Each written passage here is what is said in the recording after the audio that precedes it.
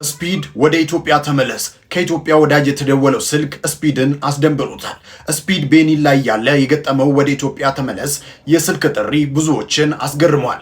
ታዋቂው ዩቲዩበር አሾ ስፒድ የአፍሪካ ጉብኝቱን ቀጥሎ በአሁኑ ሰዓት ቤኒን ላይ ይገኛል። ነገር ግን የቀጥታ ስርጭት ላይ ያለ የገጠመው ያልታሰበና አስደንጋጭ ክስተት ግራ አጋብቶታል። ምንድነው የተፈጠረው? በነገራችን ላይ ያለምንም ቅድመ ክፍያ ስልክና ዳታችሁን ብቻ በመጠቀም ከቤታችሁ ሆናችሁ አንድ ጥሩ ኦንላይን ቢዝነስ የምትሰሩበትን አማራጭ ልጠቁማችሁ። ማሳሰቢያ፣ ይህንን ኦንላይን ቢዝነስ ለመስራት ጥሩ ቁርጠኛና እንዲሁም ደግሞ ለውጥ ፈላጊ ሰዎች መሆን አለባችሁ። ባዮ ላይ ባስቀመጥኩት ሊንክ ቴሌግራም ላይ ጆይን አድርጉና ሙሉ መረጃና ስልጠናውን ታገኛላችሁ። በነገራችን ላይ ባዮ ላይ ያስቀመጥኩት ሊንክ ቀጥታ ማይወስዳችሁና የሚያስቸግራችሁ ከሆነ 3 ነጠብጣቧን በመንካት ኦፕኒንግ ብራውዝ በሚለው መጠቀም ትችላላችሁ። ነገሩ እንዲህ ነው። ስፒድ ለስርጭት ብቻ የሚጠቀምበትና ከሱ ቅርብ ቡድን ወይንም ቲም ውጪ ማንም የማያውቀው ምስጢራዊ ስልኩ ድንገት ይጮሃል።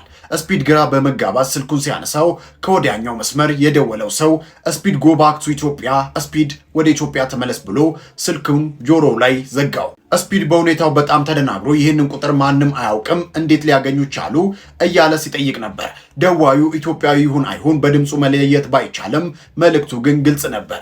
ኢትዮጵያ ትፈልግሃለች። ይህ ሚስጥራዊ ደዋይ እንዴት ይህንን ቶፕ ሴክሬት ቁጥር እንዳገኘና ማን እንደሆነ እስካሁን አልታወቀም።